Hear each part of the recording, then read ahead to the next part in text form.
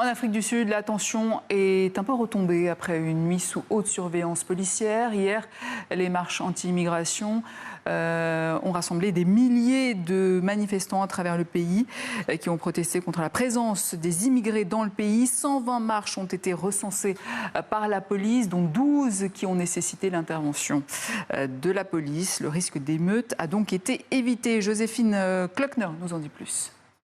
Aujourd'hui, le pays s'est réveillé dans un calme relatif. La plupart des magasins ont pu rouvrir. La journée d'hier s'est conclue sans émeute majeure. 900 personnes ont été arrêtées dans le pays pour des raisons diverses.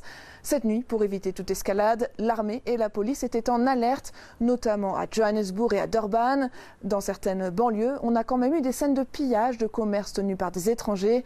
Et aujourd'hui, s'il n'y a pas eu de nouvelles grandes marches, des groupes de manifestants, ici et là, continuent leurs actions d'intimidation.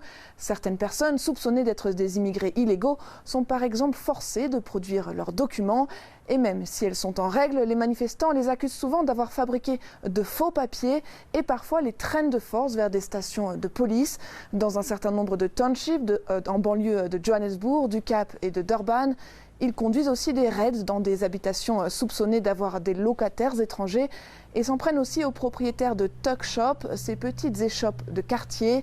On a plusieurs retours de commerçants forcés d'abandonner leurs boutiques et de quitter les lieux dans l'heure. Alors que les leaders du groupe anti-immigration March and March ont annoncé qu'ils poursuivraient désormais les manifestations chaque jeudi, des milliers d'étrangers continuent d'affluer dans les centres d'accueil pour migrants et à la frontière avec le Zimbabwe.